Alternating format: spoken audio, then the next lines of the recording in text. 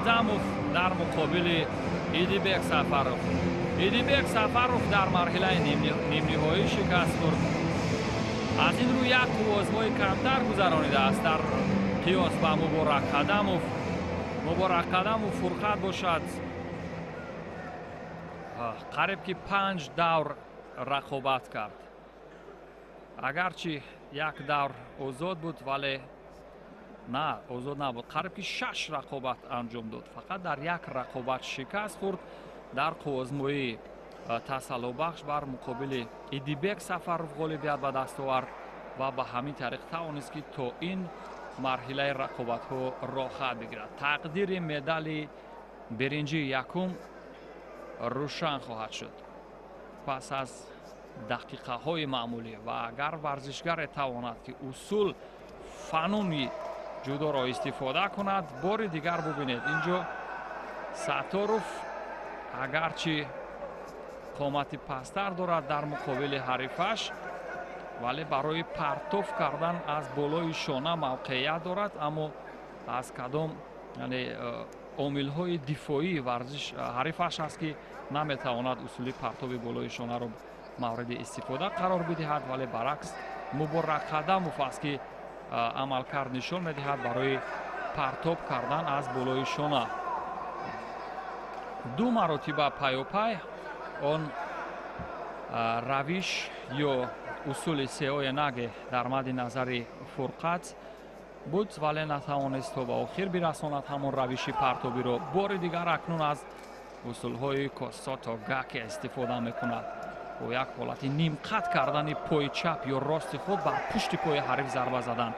равиши кор дар замин дар ин бахш чун ба назар мерасад Сатторов корро дигар мекард, яъне як суръат мебахшид дар идомаи рақобат, вале муваффақ нашуд.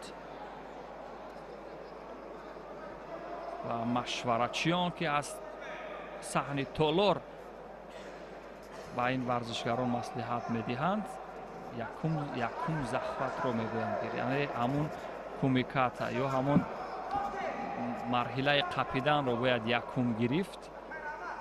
ва якум гирифтан то куҷо метавонад муассир бошад дар таносуби ғолибият, инро ҳам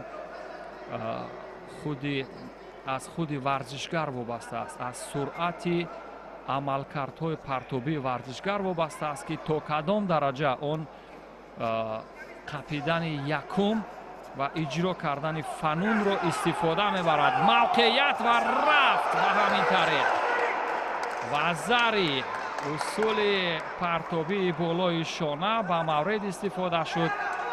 Сатторов раҳматулло муваффақ шуд ки як вазаре бигирад, вале 2 дақиқаи дигар то анҷоми вақти асосӣ ҳаст. набояд то ин ҷои кор табли шодӣ зад, чунки 2 дақиқа ҳанӯз фурсати зиёд аст.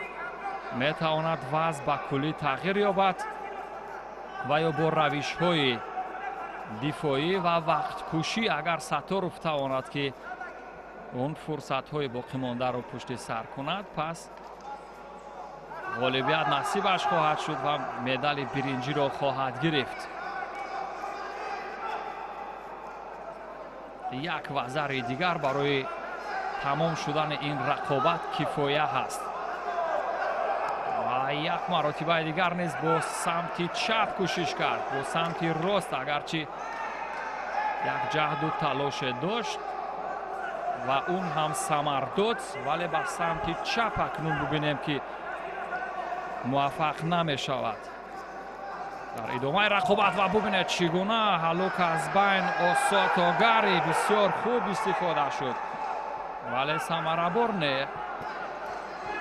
осотогари бо пои рост ба самти дохилии пои ҳариф як усули зарбаоӣ ва фишор додани ӯ ҳаст ба самти муқобил. аз ин равишҳои Муборак Қадамов бояд Сафаров ҳазар кунад, чунки Муборак Қадамов дар лаҳзаҳои марҳилаи нимниҳоӣ ин равишҳоро хуб истифода мекард, чун мавқеият барояш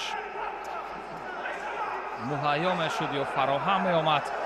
бори дигар аз ҳамон осотогар истифода мекунад ва аз мураббаъ хориҷ шудани Сафаров ҳам барои шидои дуюм агар боис шавад чандон қобили нигаронӣ нахоҳад буд, чунки 38 сонияи дигар боқӣ мондааст. довар ҳам хомӯш аст дар мавриди дуюми шидо ва сонияҳои поёнии вақти асосӣ ӯ фақат бояд эҳтиёт кунад.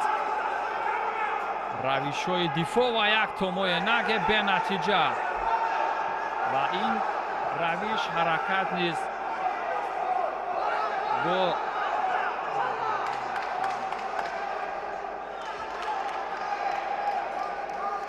бо равиши партоб аз болои шона ҳамон тавр ки ба назар мерасад то ҷое барои варзишгари партоб аз болои худ дар томои наге ё фанди хоб чун ба назар мерасад барои вақткушии Сатторов боис гардид. ҳамин тариқ Сатторов барои ба даст овардани медали биринҷӣ дар нахустин иштирокаш дар яъне маротибаи аввал муваффақият ба даст меорад. 8 метавон сонияҳои поёниро шумурд. 4 3 2 1 ва ҳамин тариқ медали биринҷӣ.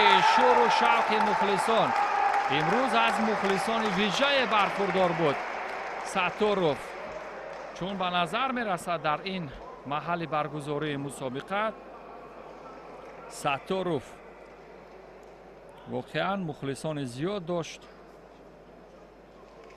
ва ташвиқ мешуд ва ҳамин тариқ ғолиби медали якум муайян шуд. агарчи Муборак Қадамов хеле ҷаҳду талош кард, вале натавонист дар ин ҷо ғолибият ба даст биёрад. Раҳматулло Сатторов бошад, як партоби сеоянаге барояш имтиёзи ваздариро бармуғон овард. ӯ имрӯз партоби сеоянагеро фақат истифода кард. ҳамин партоби болои шона усули партоб аз сари кит барои ӯ муваффақият овард ва ӯ медали биринҷиро ба даст овард. барои рақобат баҳри ба даст овардани медали дуюми биринҷӣ дӯстони азиз пас аз чанд лаҳза варзишгарони дигар Кариму Фаҳриддин дар муқобили Орифҷон Додов рақобат мекунад. ӯ варзишгари тоҷик барои медали биринҷӣ талош мекунад. медалҳои биринҷӣ дар ин мусобиқа насиби варзишгарони тоҷик хоҳад шуд.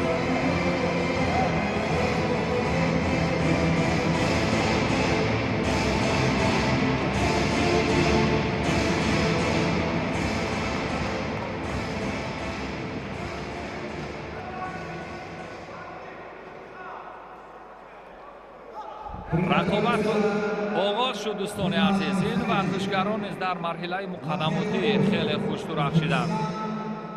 ёдовар мешавам ки дар даври рақобатҳои нимниҳоӣ Додов аз варзишгари ӯзбекистонӣ шикаст хурд, аз Матяқубов бинобар сабаби 3 шидо гирифтанаш, яъне муқаррарот шикаста шуд. ба ҳамин тариқ ӯ мустақиман ба ин марҳилаи рақобатҳоро хат гирифт ва ҳарифи ӯ бошад, яъне Каримов Баҳриддин. ӯ дар марҳилаи қуввозмоии тасаллубахш як шанси дуюм дошт дар қуввозмоиҳои радабандӣ бар ҳарифаш Ҳусейн Исоқзода ғолибият ба даст овард ва ба ҳамин тартиб ба ин ҷо расид ва натиҷа метавонист бошад дар ҳамин фишоре ки аз сӯи Додов агар то ба охир мерасид, вале Додов натавонист. як дақиқаи вақти асосӣ ба анҷом мерасад. ба ҷуз аз як амалкарди партобӣ дигар ҳеҷ усули ҷаззоберо надидем дар то ин ҷои рақобат. акнун мавқеят ва як осотогаки имрӯз ҳам муваффақ намешавад. ин равиш усулҳо мухталиф ҳастанд ва боз аз зидди ҳамлаҳо яке пайи дигар истифода мекунанд.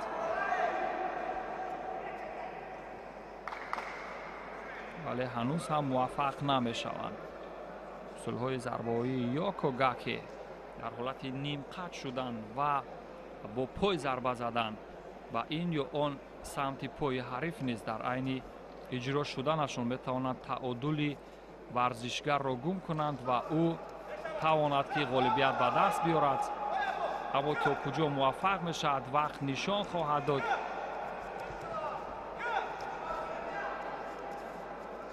دو دقیقه دیگر تا انجام وقت اساسی باقی مانده است و چون مشاهده میکنیم هر دو ورزشگر نیز فقط در حالت دفاعی به نظر میرسیدند تا اینجای کار.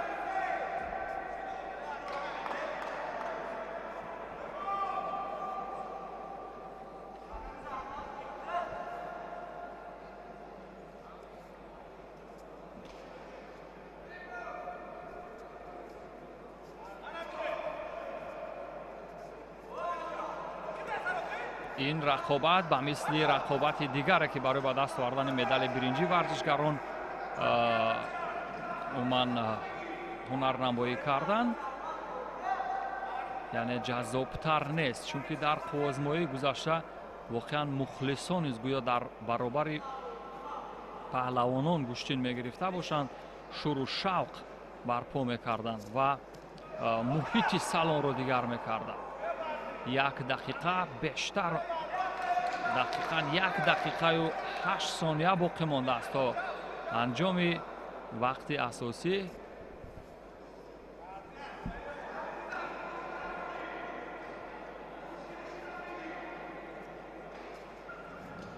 ولی ورزشگران هنوز هم موفق نمیشوند. اکنون قریب بود برای به دست آوردن یک وزری موفق شود کریموف، ولی تا لحظه پایانی دفاعی خوب داشت عارف جان دادوف.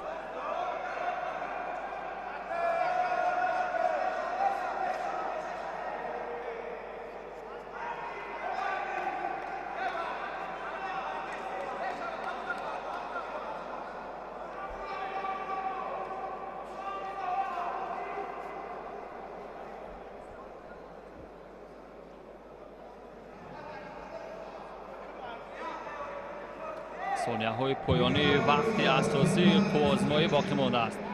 این ورزشگران هنوز برای سرعت بخشیدن جریان آزمایش هیچ قضاوت نکردند. اون موقعیت برای ببینید چگونه یک دفاع بوده است، یک افتیدن بدون صدمه و بدون آسیب دیدن از سوی عارف جان دادوف بود. وقت اساسی به انجام رسید. گلدن سکو را خواهیم دید. گلدن سکو و بحریدین کریموف در عین استفاده شدن اصولها خیلی خوب در اصول مخصوصا اشیات ضربه به پای حریف بسیار خوب استفاده کرد ولی موفق نشد. و هر حال فرصت هست در گلدن سکو. این فرصت رو کدام ورزشگر استفاده میکند وقت نشان خواهد داد.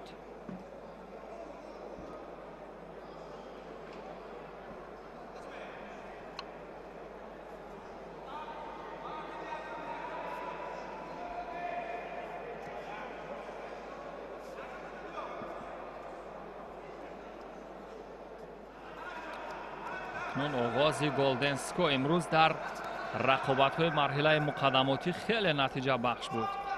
4 دقیقه گویا ورزشگران بدن گرم کرده باشند و در لحظه اول گلدن سکو یا دقیقه های طلایی آن فرصت های خود را خوب استفاده کرده، یعنی پرتاب رو اجرا میکنند. و باز یک مقاومت به نتیجه. ببینید فرخ صابروف هم اشاره میکند که این مقاومت برای کرد جزا هست و هلوک از بین استفاده شد ولی موفق نگردید. کاشی وضع برای عارف جان دادوف موقعیت داشت ولی اجرا نشد. اصول کمری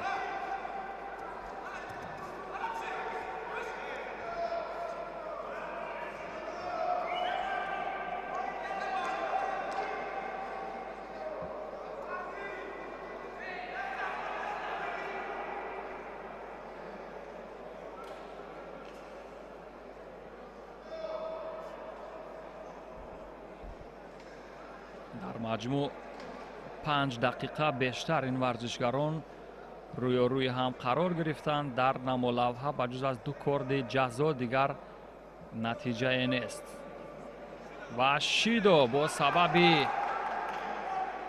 яъне камарбанди худро бетартиб ва таваққуф гузошта дар айни ба тартиб даровардани он ба Баҳриддин дода мешавад. Баҳриддин имрӯз дар ҳамин рақобат чанд усули партобӣ ва равишҳои хубро истифода кард. ҳалук аз байн, баъзан ҳамон ҳалуке ки аз байни по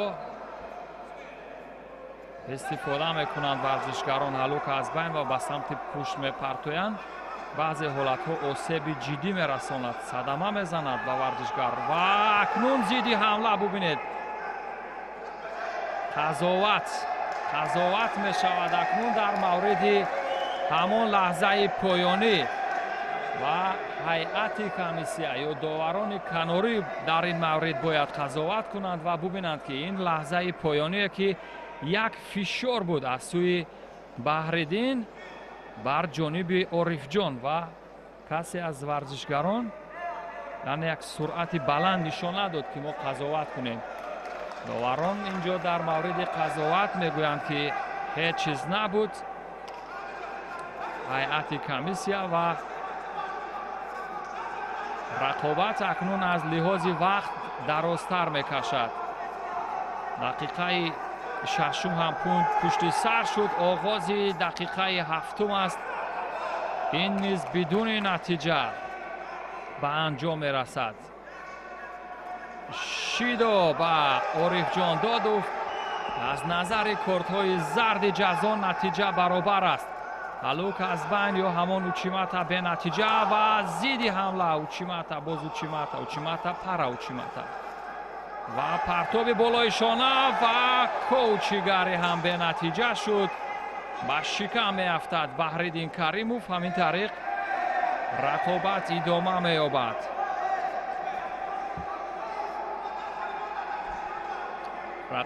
идома меёбад. ва Кумиката дар лаҳзаҳое ки яъне замон тӯлонитар мешавад аз назари бинанда, Кумиката чандон ба мавқеият мувофиқ нест. як Учимата ва зидди ҳамла боз ҳам бенатиҷа ва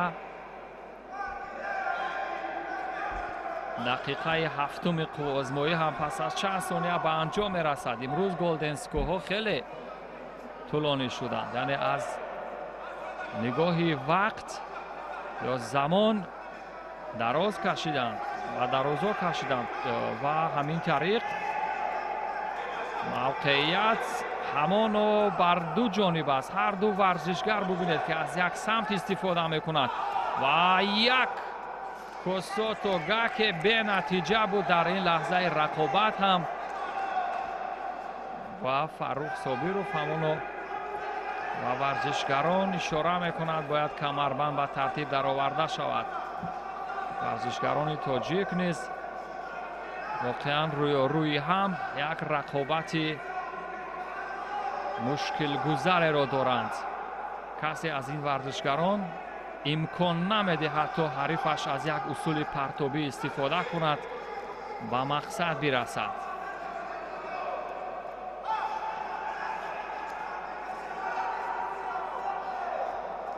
ва боз ҳам ҳамон косотогаки ва аз усули ҳариф гурехтан. мухлисону ташвиқгарон ҳанӯз ҳам ташвиқ мекунанд, дастгирӣ мекунанд паҳлавони мавриди назарашонро.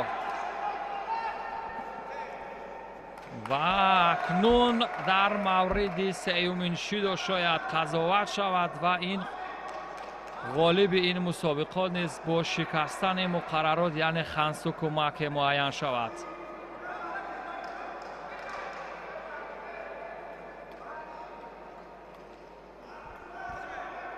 аммо на, ҳанӯз дар мавриди сеюмин Шидо аз сӯи довари марказ ҳам қазоват нашуд ва рақобат идома дорад.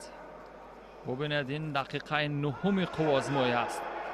چنگ و گریبان همدیگر زدن، هماوردان هنوز موفق نمیشوند که تا حریف را از پای در آورند، آن هم با فنون پرتابی. به سمت راست و زیدی حمله به سمت چپ. ورزشگری راستکار و باز هم همان کوساتو گاکه. ببینید چگونه اصولهای ضربه‌ای از هر دو جانب و یک زیدی حمله است به نتیجه. هنوز هم فرصت و موقعیت های به میون آمده، سری وقت استفاده نمی شوند و به همین طریق چون مشاهده میکنیم ورزشگران قوه برابر دارد. اگرچه به سمت راست بحرالدین میخواهد که میل پرتاب کردن داشته باشد، ولی به سمت چپ عارف جان دادوف نیز دفاع به مورد و سری وقتی دارد. ببینید بار دیگر نیز به نظر میرسد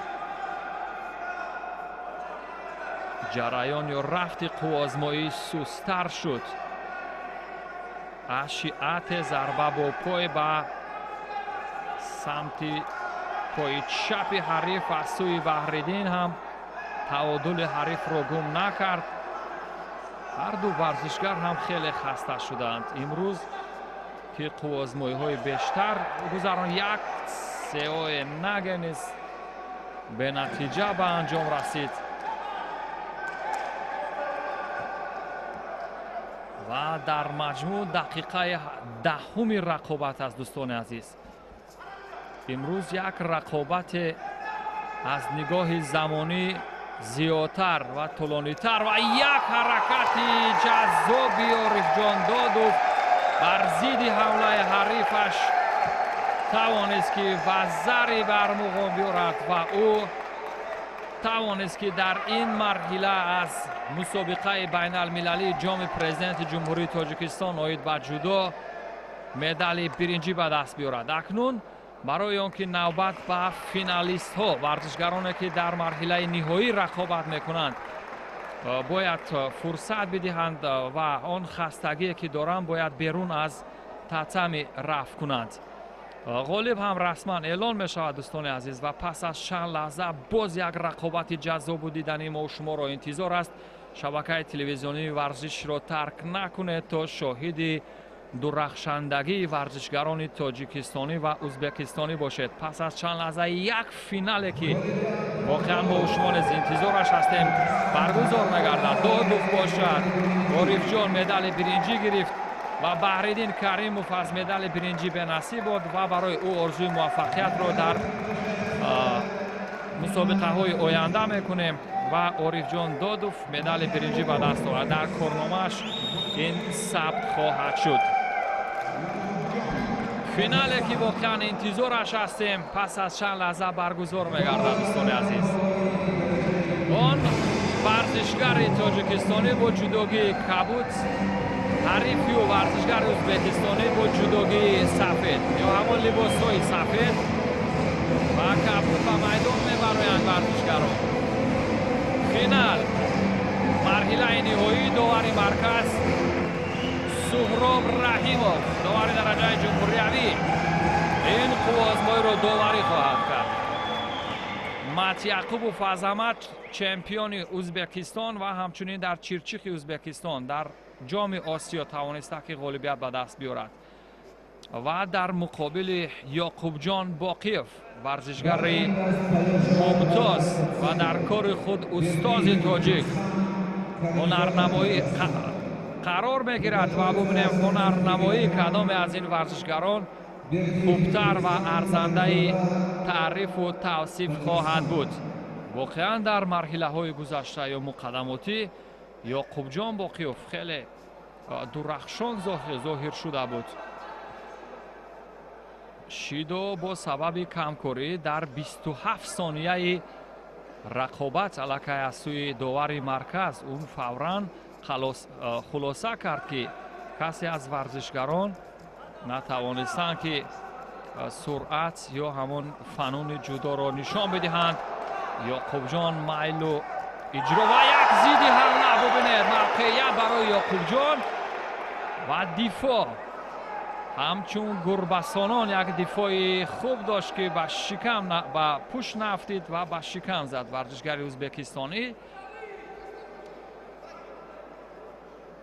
رقابت ادامه میکند. 1 دقیقه وقت اساسی پشت سر شده.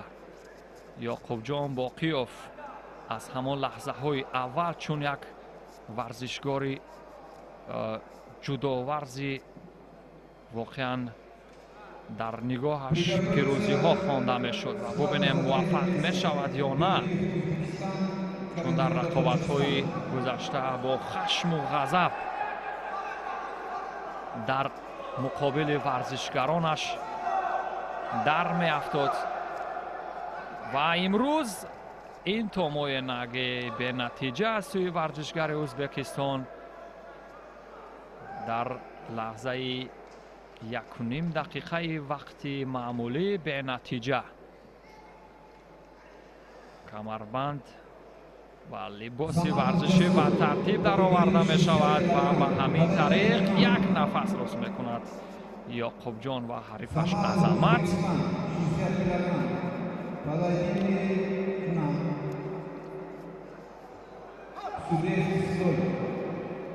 یک ندای روحیه بخشی یعقوب جان باقیوف. یعقوب جان باقیوف در چمپیونات جمهوری تاجیکستان خیلی خوش درخشیده. استاد ورزش است در جمهوری تاجیکستان.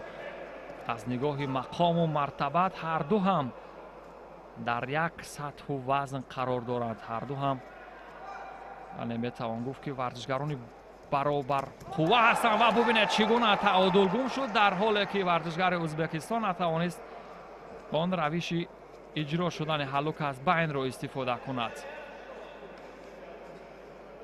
یک طرفه داشتن و عمل را اجرا نکردن هم بعضا موجب آن میگردد که داور مرکز در مورد شیدا قضاوت کند.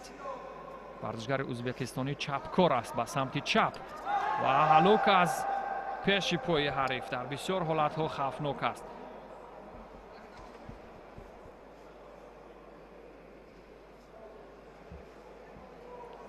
اینجا اکنون به حرای گوشی توجه دارد ورزشگر ما. هلوک از کنار با پای راست، چون که راستکار است، اصول های ضربه آیی ATH ولی به مقصد نمی رسند. ببینید که 3 دقیقه و 6 ثانیه ورزشگران دست و گریبان هم زدند ولی کسی از آنها موفق نشد. سهراب رحیموف برای به ترتیب در آوردن کمربندی باقیوف اشاره میکند و شاید در مورد شیدای نوبتی هم قضاوت کند.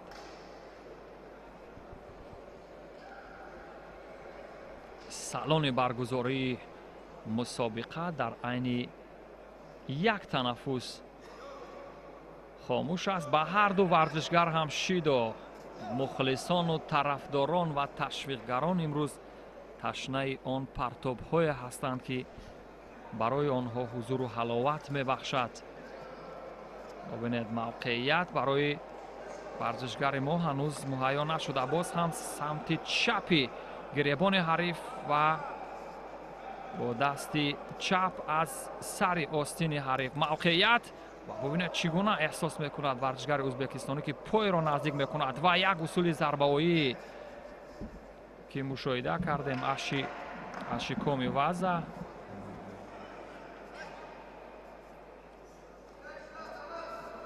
به نتیجه تو اینجای رقابت ثانیه های پایانی دقیقه های معمولی است. برای یک پرتاب دیگر میتواند بسنده باشد ولی نه نمی شود، چون که از سرعت رقابت ورزشگران مشخص شد که آنها گلدن سکور را انتظار هستند. گلدن سکور دوستان عزیز دقیقه های طلایی و واقعا امتیاز طلایی به دست خواهد آمد در صورت پیروزی یکی از این ورزشگران، چون که رقابت برای به دست آوردن مدال طلا هست. матяқубов азамат ва ёқубҷон боқиёв, дастпарвари мактаби ҷудои тоҷик дар муқобили мактаби ҷудои ӯзбекистон. ду мактабе ки дар осиёи марказӣ воқеан барои беҳтар будан дар умуман қитъаи осиё ва дар ҷаҳон муаллимонашон хеле ҷаҳду талош мекунанд, кӯшиш ба харҷ медиҳанд. Ва бубинед акнун рақобат ё равиши ёқубҷон то ҷои дигар ба назар расид. самти гирифтанро дигар кард, шуру шавқам бармехезад. бубинед акнун воҳи он аст ки мухлисон ташнаи ҳамон партоб ҳастанд. агар як имтиёзи нокомилӣ ва заре ҳам ба миён биёяд ва як зидди ҳамла аз сӯи варзишгари мо бо партоби сеои наге варзишгари ӯзбекистонӣ ва асикоми варзишгарони ӯзбекистон дар ин бахши усулҳо хеле маҳорати боло доранд. ва бубинед инҷо кори варзишгари мо набояд ба болои татами меафтид, чунки варзишгарони мо воқеан аз ин равиш чандон хотироти нек надоранд ва варзишгари ӯзбекистонӣ ғолибият ба даст овард дар ду вазни рақобатҳо, ҳам дар вазни 60 килограмм ва ҳам дар вазни 66 килограмм медалҳои тилло ба ӯзбекистон хоҳанд рафт. имрӯз акнун бори дигар қудрату маҳорат ва матонат ва он равишҳои техникӣ, фануни гӯштини ҷудо ки варзишгарони ӯзбекистон доранд, бори дигар исбот шуд ки нисбат ба ҷудоварзони мо бартарӣ доранд. дар фануни партобӣ саропо агарчи муваффақ нашуд Мат Ниёзов, вале мавқеиятро дар асиком меҷуст. иштибоҳ аз худи варзишгари мо сар зад. ӯ набояд ба томои наге ё фанди хоб ё партофт аз болои худ таваҷҷӯҳ мекард. ӯ ки ба томои наге ё ҳамон партофт аз болои худ таваҷҷӯҳ кард, варзишгари ӯзбекистонӣ фавран аз иштибоҳи ӯ истифода кард ва зидди ҳамларо бисёр хуб ба кор бурд. ба ҳамин тариқ дар вазни 66 килограмм медали тилло ба варзишгари 23-солаи ӯзбекистон насиб гардид. моро тарк накунед дӯстони азиз. пас аз чанд лаҳза марҳилаи финалии вазни 73 килограммро бо ҳам хоҳем дид.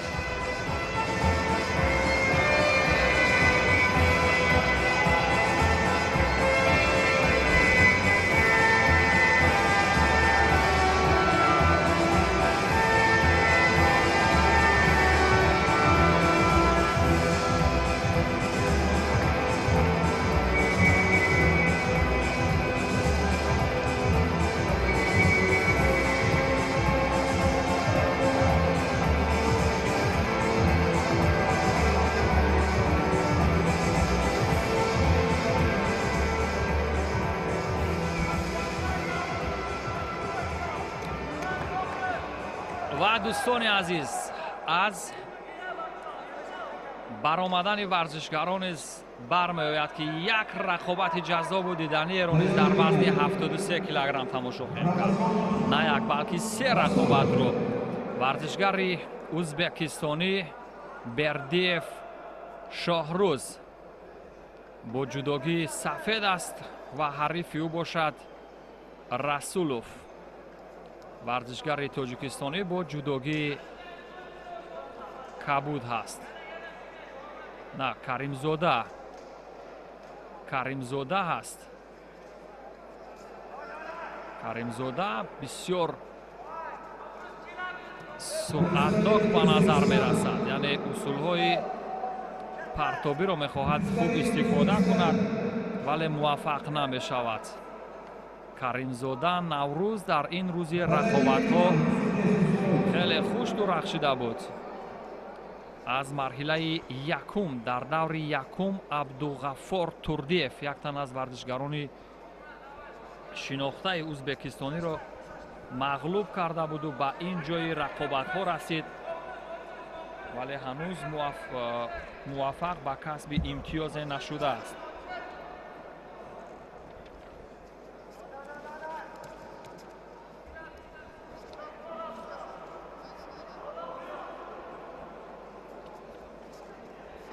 در وزن 73 کیلوگرم نیز تعداد اشتراکچیان از ازبکستان خیلی زیاد بود و امروز در مرحله فینالی نیز باز یک ورزشگر ازبکستانی قرار دارد. دوستان، نومانوف در وزن 73 کیلوگرم بر مقابل فرهادوف ورزشگر تاجیکستان رقابت میکند، ولی فعلا که به نظر میرسد در عین پرتاب سراپا هنوز ورزشگران موفق نیستند.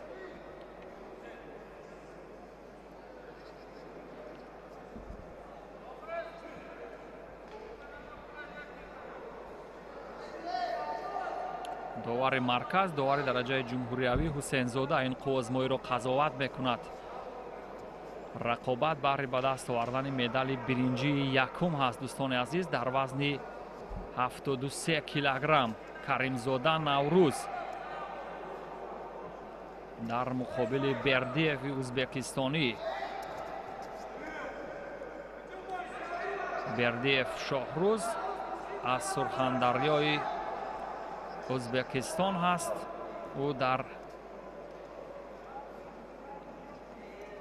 فعالیت کسبیش در ازبکستان هنوز دستاورد ندارد. حتی در چمپیونات کشورش 24 سال دارد این ورزشگر و نوروز هم هنوز موفق به کسب امتیاز نمی شود در مقابل حریفش.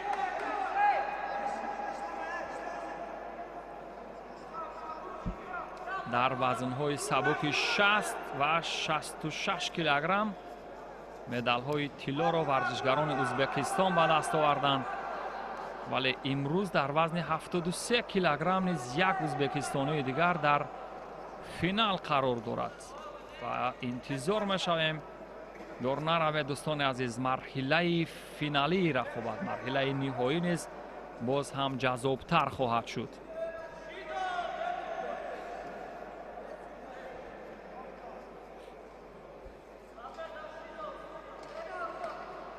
کریمزاده نوروز هنوز با قول مربیان یعنی گوشتین خودش آمد نکرده است. موقعیت اون حالتی که طاله ورزشگر بلندی میکند و با همون اصولی که در مورد نظرش است با آن حریف رو مغلوب میکند و ببینید چگونه ای پونسی های نگه در مد نظر ورزشگر ازبکستانی بود، ولی موفق نشد که تا به آخر این اصول جذاب رو ببرد. در دقیقه معمولی با یک وزر یا کرد زرد هر دو ورزشگر نیز آگاهی دارد و گلدن سکو اکنون دقیقه های طلایی را ببینیم کدام ورزشگر موفق به کسب امتیاز می شود.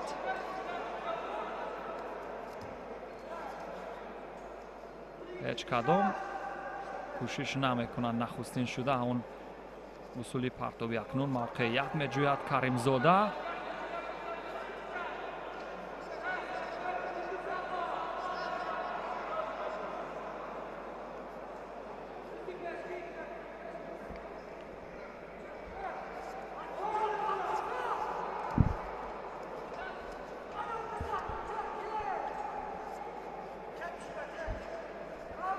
قسمت راست گریبان حریف و به همین طریق از دست و به نتیجه.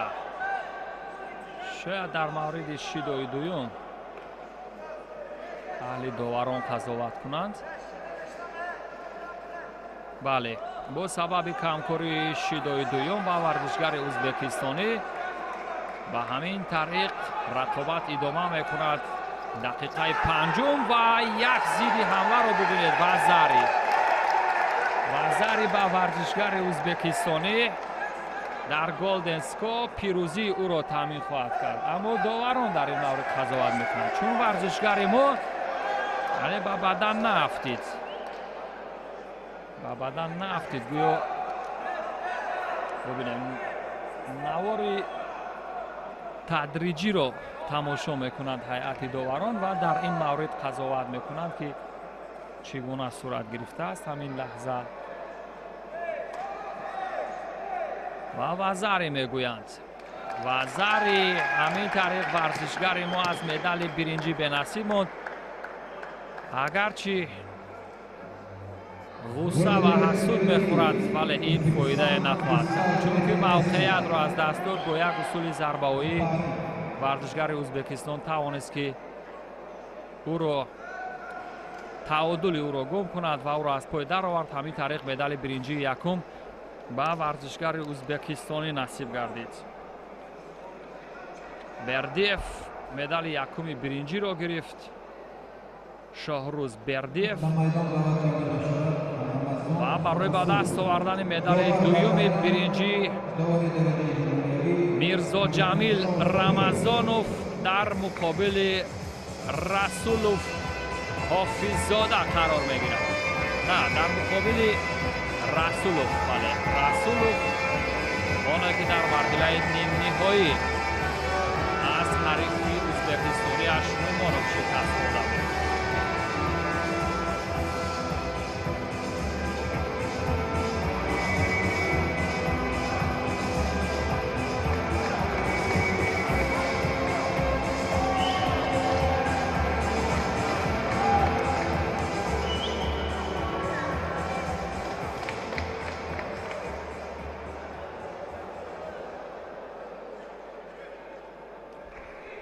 رقابت آغاز می‌گردد بهر به دست آوردن مدال دوم برنجی رمضانوف با جداگی سفید است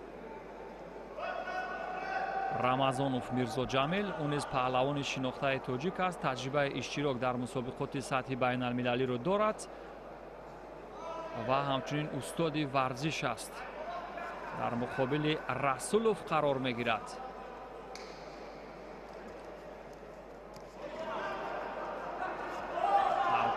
سرعت حرکت خیلی زیادتر میگردد ولی رسولوف در اینجا موفق نمیشود و یک زیدی حمله قریب وزری نزدیکی داشت و این ورزشگرانی که از همدیگر شناخت خیلی خوب دارند چون که در مسابقه های گشتین ملی هم چمپیونات جمهوری تاجیکستان با جودو میان هم بارها رقابت کردند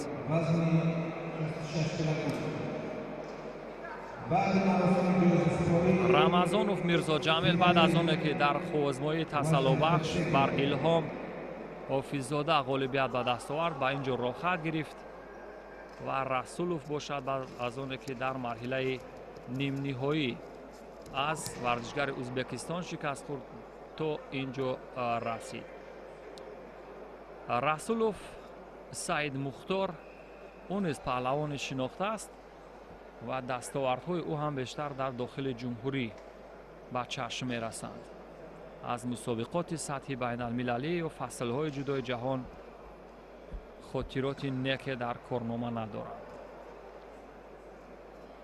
ولی امروز که با تعداد زیادی از ورزشگران ازبکستان رقابت کردند برای خود تجربه گرفتند تجربه اندوختند و این برای آنها کمک خواهد کرد تا در مسابقه های برون مرزی نیز فعالانه اشتراک کنند با هر دو هم با سعید مختار و هم با میرزا جمیل با سبب کمکاری یا فعال نبودن شیدو داده شد و در ادامه رقابت و یک حرکت با اوچیماتا روش اوچیماتا به نتیجه فقط داور مرکز فریدون استاپیروف داور درجه جمهوری است که در مورد همین پرتافت آخر هیچ قضاوت یا خلاصه نکرد آن هم چیزی نبود یک زیدی حمله با روش اورانگه برای میرزا جمیل ولی расулов ҳам бисёр хуб дифоъ кард. саид мухтор ки бо ин ҳарифаш борҳо рақобат кардааст. мирзо ҷамил ҳам техникаи бисёр хуб дорад, суръати баланд дорад, роҳи нафаскашиаш хуб аст. саид мухтор ва бубинед чӣ гуна инҷо ҳамон усулҳои мавриди назари варзишгарон то ба охир намерасанд. бубинед ба қавли ё ба таъбири мураббиёни мо якам намерасад.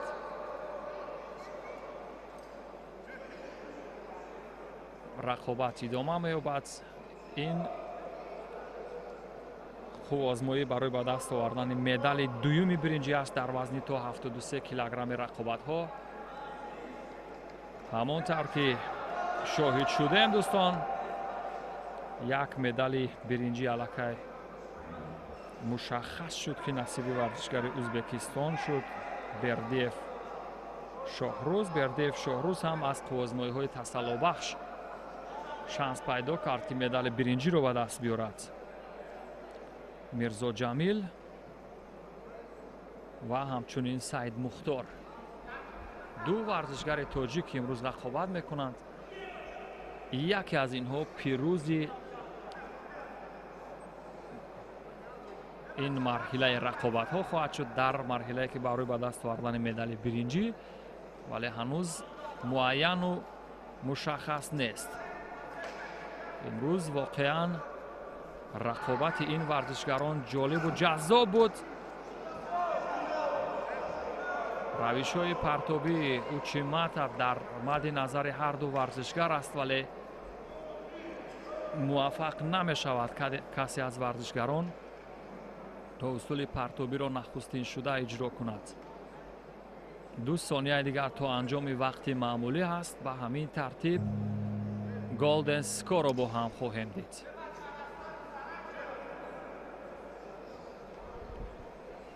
голден ско ва рақобат барои ба даст овардани медали биринҷии дуюм.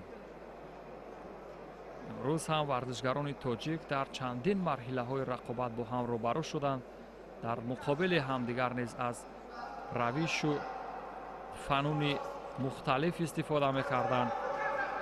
мавқеият барои мирзо ҷамил ба самти рост ва зидди ҳамла ба самти чап бенатиҷа ба шикам меафтад саид мухтор ва муваффақ намешавад.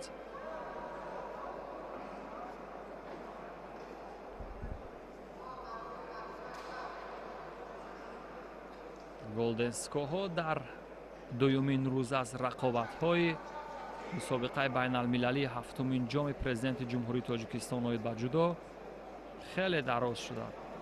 яъне дар голденско аз нигоҳи замонӣ варзишгарон зиёд рақобат карданд ва шояд доварон низ ба онҳо шанс доданд то ки дар фануни партобӣ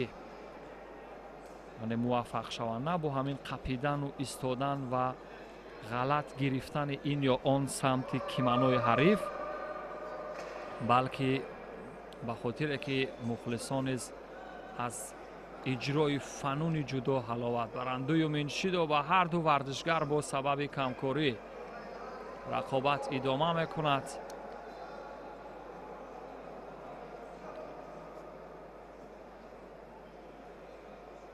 муҳаммад ризо рамазонов чанд маротиба мавқеият дошт, хеле бо нидои рӯҳиябахш худро вонамуд кард, вале муваффақ нашуд. ва саид мухтор ҳам чандин маротиба бо самти чап акнун усулҳои ҳалук аз байнро мехоҳад истифода кунад, вале муваффақ намешавад. рақобат идома меёбад. дақиқаи шашум ҳам пушти сар мегардад ки ин варзишгарон даст ба гиребони ҳам ҳастанд ва бенатиҷа.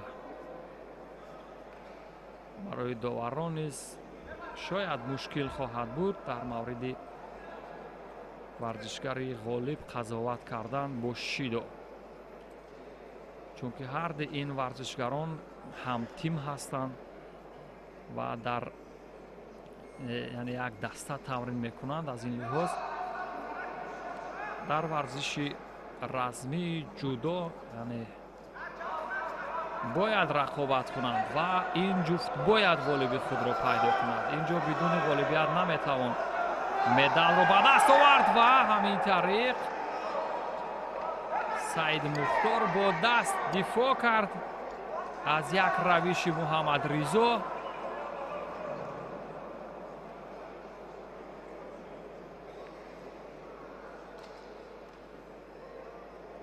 ва Саид Мухтор ба назар мерасад ки осеб дида бошад, шояд аз идомаи қувозмоӣ даст бикашад ва ба ҳамин тариқ ғолибият бар ҳарифи ӯ тақдим бигардад. ба табиб яъне як лаҳза ҳам эҳтиёҷ пайдо мекунад Саид Мухтор ва Рамазонов Мирзоҷамил бошад, як нафас рост мекунад ва ин боис ба он гоҳ хоҳад гардид ки варзишгарони хаста ва бемадор дар идомаи рақобатҳо як умуман дасти дигаре ки агар бигиранд ҷаззобтар бошад, вале ба ҳар ҳол худро бар ҳолат ё ҳамон форми варзишӣ меорад варзишгари бо ҷудогии кабуд Саид Мухтор.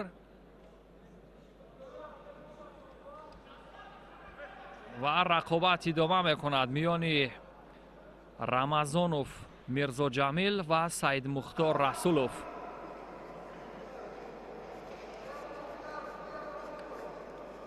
наздик мешавад мавқеият барои Мирзоҷамил ва як маротибаи дигар ҷаҳду талош барои партоб кардан бо як равиши усули канорӣ аст. Канор муваффақ нашуд Мирзоҷамил. дар маҷмӯъ дақиқаи ҳафтум аст ки ин варзишгарон муқовимат мекунанд, вале муваффақ намешавад касе аз онҳо ки усулҳои партобиро истифода бурда имтиёз ба даст биёрад. ҳарду ҳам хеле хуб истодагарӣ карданд дар муқобили ҳамдигар. агарчи хаста ҳам шуданд, вале то охирин нафас мехоҳанд мубориза кунанд то лаҳзае ки ҳамон партоби ҷаззобу диданӣ сурат бигирад ва ё доварон дар мавриди як шидои дигар қазоват кунанд. як шидо варзишгари ғолибро муайян мекунад.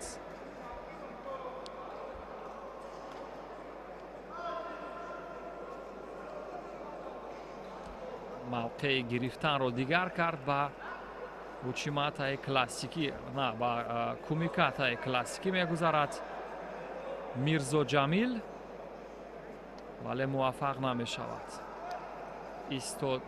як исти бенатиҷа ва як учиматаи бенатиҷа. дақиқаи нуҳуми рақобат аст. довари марказ ишора мекунад барои ҷобаҷогузории кимано ва камарбанд. ҳеҷ кадом аз варзишгарон муваффақ нашуданд то нахустин шуда партоби аввалро иҷро кунанд, он партобе ки ҳадақал ҳариф ба паҳлӯ биафтад ва боиси гирифтани имтиёзи нокомил ҳам шавад. имтиёзи нокомил дар голденской ё дақиқаҳои тиллоии пирӯзӣ ба шумор меравад. Мирзоҷамил масофаро наздик мекунад. акнун бубинед аз ду самти камари ҳариф камарбанд ва медарояд акнун барои ҳаллукро иҷро кардан усулро ва як зидди ҳамла рақобат ки наздик шуд. бубинед чӣ мешавад. билохира варзишгарон дифои хуб ки доранд ба замин меафтанд ва мухлисон низ воқеан аз рақобати наздик ҳаловат мебаранд. финал низ интизор аст. варзишгарони дигарро дар финал тамошо мекунем дӯстон. идома меёбад рақобат. Саид Мухтор хеле хаста шудааст. бо вуҷуди ин мехоҳад рақобатро идома бидиҳад. бо ин вуҷуд нун боз наздик мекунад масофаро, мехоҳад аз камарбанди ҳариф чанг бизанад. Мирзо Ҷамил аз мураббаъ баромадан боиси шидои сеюм хоҳад шуд. довари марказ низ шояд дар ҳамин маврид қазоват хоҳад кард. то лаҳзаҳои поёнӣ Саид Мухтор там ба шикаст надод, вало бино бар сабаби аз мураббаъ хориҷ шуданаш сеюмин шидо Хансу кӯмаке рақам хӯрд. ва бубинед адои эҳтиром нисбат ба ҳариф нагузоштан мувофиқи муқаррароти гӯштини ҷудо нест. Саид Мухтор дар баробари пирӯзии ҳариф бояд адои эҳтиром мегузошт, вале ин корро накард ва аҳсан ба ҳунару истеъдоди Мирзо Ҷамил. Мирзо Ҷамил то лаҳзаи охир мардонавор рақобат кард ва пас аз чанд лаҳза маросими ҷоизасупории вазни 66 килограмми рақобатҳо сурат мегиранд. дӯстон, дар вазни 66 килограмм дӯстони азиз барои шумо низ ёдовар хоҳам шуд ки киҳо медалҳои биринҷӣ ва нуқраро ба гардан хоҳанд овехт ва пас аз чанд лаҳзаи дигар низ маросими тақдими ҷоизасупориро бо ҳам хоҳем дид.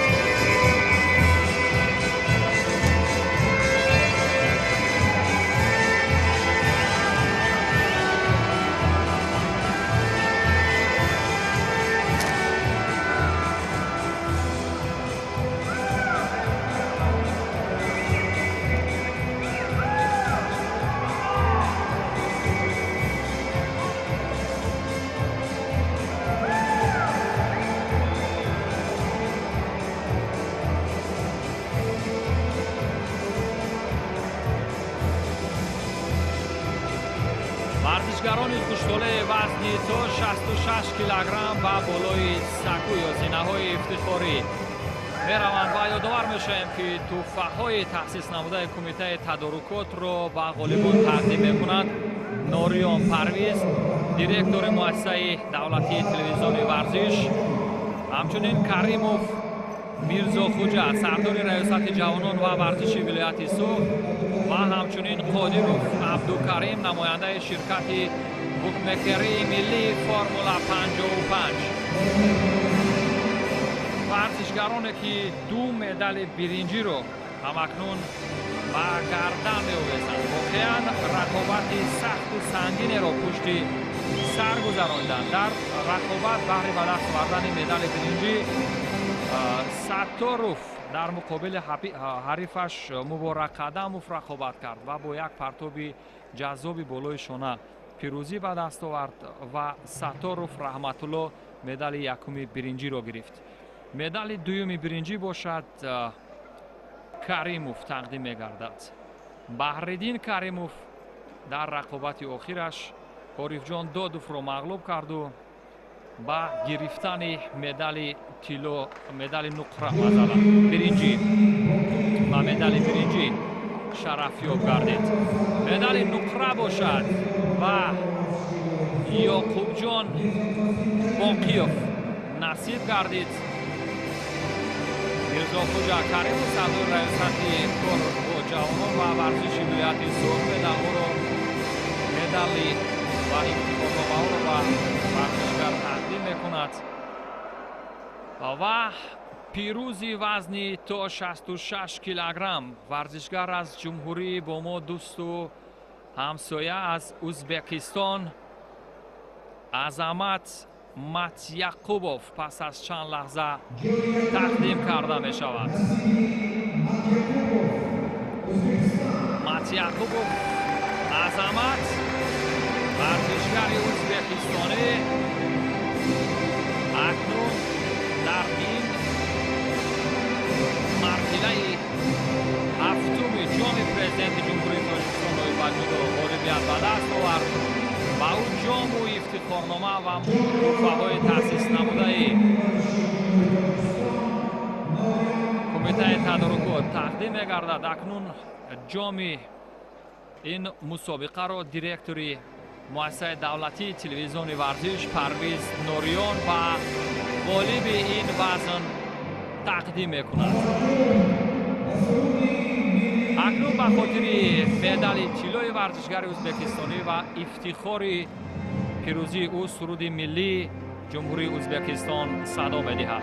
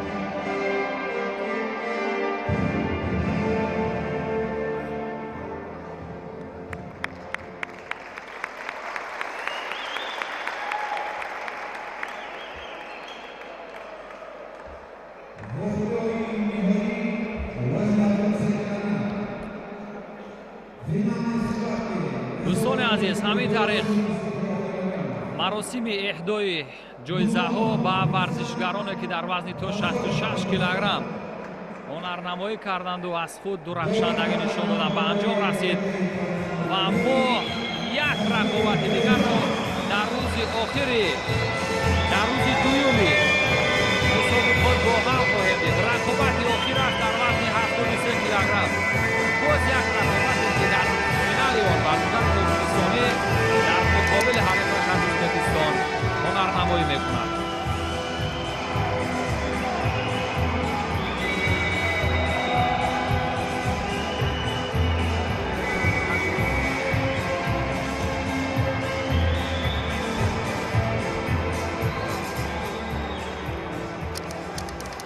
و دوستان عزیز، اینک فینالی که گمان میکنم از رقابت‌های فینالی وزن 66 و 60 جذابتر خواهد شد. با جداگی سفید است ورزشگر ازبکستانی کامرانبک آلتینبایف و ورزشگر جمهوری تاجیکستان باشد کریمزاده نوروز فرهادوف. دوستان عزیز، فرهادوف کریمزاده در مرحله نیم نهایی، یعنی پیروزی به دست آورده بود، نه شکست خورده بود در مرحله نیم نهایی و در قوزمایی برای به دست آوردن مدال برنجی هم تلاش کرد. لحظه های اول رقابت است دوستان عزیز. فرهادوف ورزشگر شناخته ازبکستانی است. اینجا یک ضد حمله بسیار به مورد دارد، اما این ضد حمله هم کار نداد دوستان عزیز. فرهادوف که از او اکنون امید مدال داریم در استحکام گفتیم ورزشگران ما، یعنی اگر بیفتند از اون خستنشون تا جای مشکل خواهد بود. استحکام کنترل یا اداره حریف به تخت پوش است دوستان عزیز، به تخت پشت. و فرهاد رحمت الله فرهادوف ورزشگری که در کلوب ورزشی وستن تمرین میکند و یک اوچیمت ورزشگر ازبکستانی و ضد حمله. در بسیار حالت ها این ضد حمله ها ثمره بار میشوند، ولی اون نباید همون موقعیتی که برای حریفش اوچیمت است اون رو برای او مهیا کند، همون فرصت رو به حریف دهد تا او استفاده کند همون اصول مورد نظر یا مورد علاقه اش رو. داور مرکز دوستان عزیز، این داور درجه بین المللی ظریف نظریف است، یگانه داور بین المللی که در این مسابقات امروز داوری میکند و در مورد هنرنمایی ورزشگران قضاوت میکند. ورزشگر ازبکستانی نیز در مرحله های مقدماتی حریفان رو با روش های ҷаззоб ва усулҳои партобӣ мағлуб мекард ва акнун бубинед боз Учиматаро дар миён мегузорад. Набояд ин гуна рафтор кунад Фарҳодов. Олтибоев, Комронбек, ин варзишгар аз вилояти Сурхандарёи ҷумҳурии Ӯзбекистон, варзишгари 22 сола аст. дар муқобили устоди варзиши ҷумҳурии Тоҷикистон қарор мегирад. ӯ дар корномааш дар Ӯзбекистон дастовардҳои шоёни таҳсин надорад. ин тибқи иттилои мураббиаш аст. шояд онҳоро яъне камтаваҷҷӯҳ. Ипон на инҷо Томое Наге равиши фанди хоб бенатиҷа аз сӯи Фарҳодов иҷро шуд ва Фарҳодов натавонист ки ҳамин лаҳзаи имконият ё мавқеияте ки барои як фанди хоб ба вуқӯъ пайваст аз он истифода кунад. аммо инҷо дуюмин шидо ба сабаби як иштибоҳи фанӣ бар варзишгари ӯзбекистонӣ дода мешавад. аз назари кортҳои зард варзишгари мо рӯ ба пирӯзӣ аст. дар се марҳилаи финалӣ дӯстони азиз рақобати варзишгарони тоҷикистонӣ ва ӯзбекистониро бо ҳам дидем ва ин ҳам рӯзи дуюм ва рақобати сеюм ва боз ҳамон Учимата боз бар суди варзишгари ӯзбекистонӣ ва як партоби ба сони гурбасонон иҷро кард Фарҳодов, вале муваффақ нашуд. бубинед чӣ гуна бар зидди Учимата аз як ҳаракати зидди ҳамла истифода гирифт.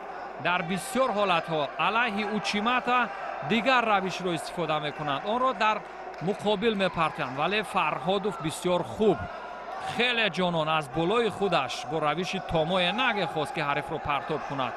ин ҳам ҷаззоб аст партоби Сеое Наге. акнун Учиматаро набояд вогузор кард ва ба шикам афтидани варзишгар. усули дарднок. довар қаблтар ин қувозмоиро манъ карда буд ва акнун шидо ба варзишгари ӯзбекистонӣ дода хоҳад шуд бо сабаби шикастани муқаррарот. шидо хансу кӯмаке, аммо набояд ин гуна беэҳтиромӣ бошад дӯстони азиз нисбат ба варзишгар. ин бояд адои эҳтиром мегузошт. бубинед ду варзишгари ӯзбекистонӣ ғолиб шуданд ва варзишгарони мо низ дасти онҳоро бардоштанд. ин фалсафаи ҷудо аст ва се шидо хансу кӯмаке ва ҳамин тариқ варзишгари ӯзбекистонӣ адои эҳтиромро ба ҷо меорад ва дар вазни 73 килограмм варзишгари тоҷикистонӣ пирӯзӣ ба даст меорад дӯстони азиз ва ӯ акнун нахустин варзишгаре шуд ки дар ду рӯзи рақобатҳо ғолибият ба даст овард дар марҳилаи финалӣ. пас аз чанд лаҳза марҳилаи эҳдои ҷоизаҳо аст дӯстони азиз ба варзишгароне ки дар вазни 73 килограмми рақобатҳо ғолибият ба даст оварданд. ёдовар мешавем ки Раҳматулло Фарҳодов дар финал бо Олтибоев Комронбек рақобат кард.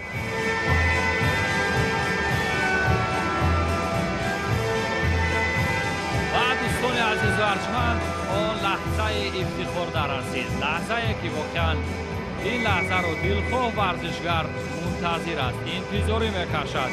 солҳо барои ба ин зина баромадан тамрин мекунад, заҳмат мекашад, машаққат меёбад, ба ҳамин тариқ ба қулаи мурод мерасад.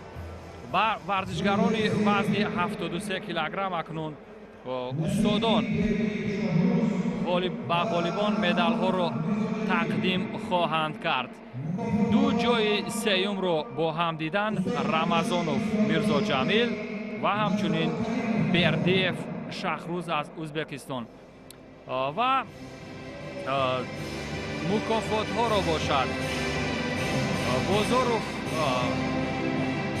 Нарзулло Каримов, собиқадори варзиш, ин устоди шоистаи варзиши иттиҳоди ҷамоҳири шӯравӣ мебошад дӯстони азиз.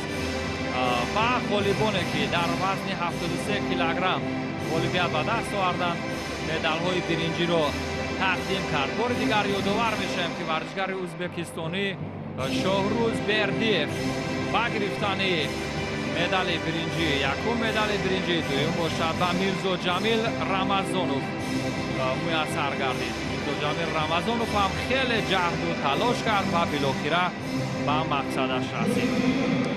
مدال نقره جای دوم نصیب نومانوف آبیجان ورزشگر ازبکستانی گردید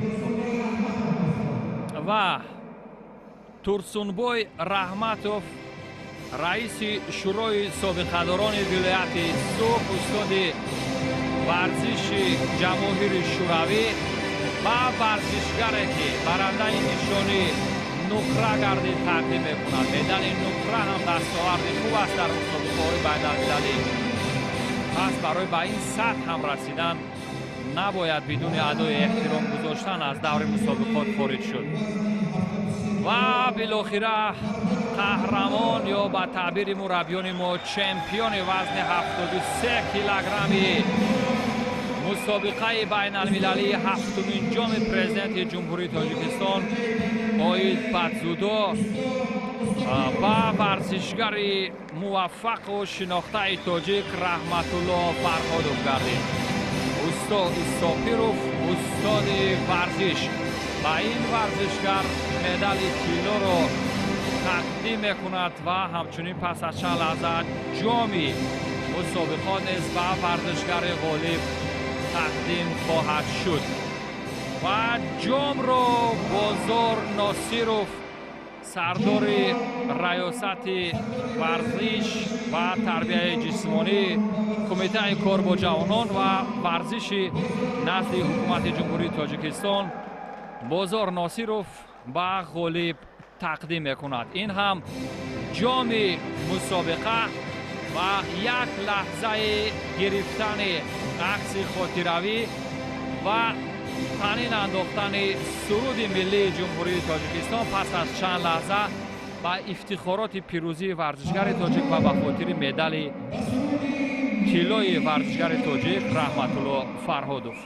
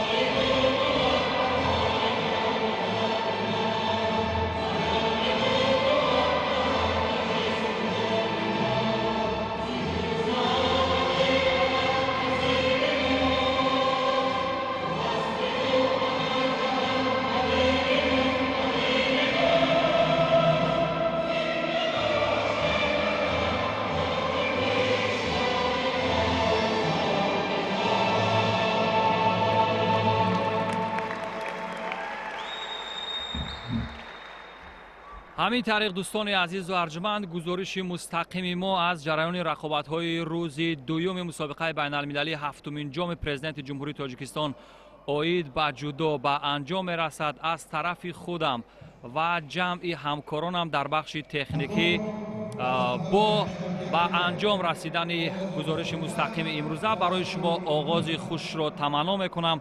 بنده کریم خان بگمتوف با شما این قوازمایه‌های جذاب و دیدنی را تماشا کردم.